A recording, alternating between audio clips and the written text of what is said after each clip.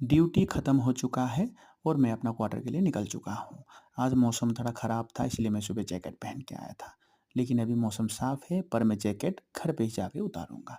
मैं आप लोगों को अपना ड्यूटी की जगह दिखा दे रहा हूँ।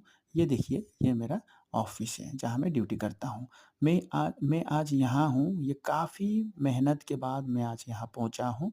मेरा एक समय हुआ करता था जब मैं इसी फ़ौज में भर्ती होने के लिए इंटरव्यू के लिए जाता था, टेस्ट वगैरह देने के लिए जाता था, तब मेरा पास पैसा नहीं हुआ करता था। तब मैं अपना जो मोबाइल होता था, जो सस्ता जो भी मोबाइल होता था पहले मेरा पास, वही बेच कर के मैं भर्ती के लिए जाता था।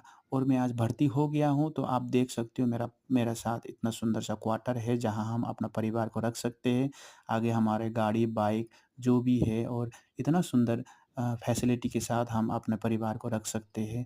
अच्छे से अच्छे स्कूल में हमारे बच्चे पढ़ते हैं। किसी भी फ़ौज में आप भर्ती होइए, आपको ये जो फैसिलिटी दिखा रहा हूँ, वो फैसिलिटी आपको मिलेगा।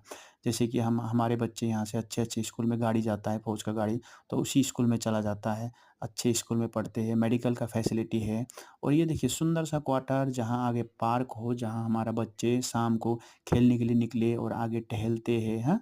बढ़िया फैसिलिटी के साथ।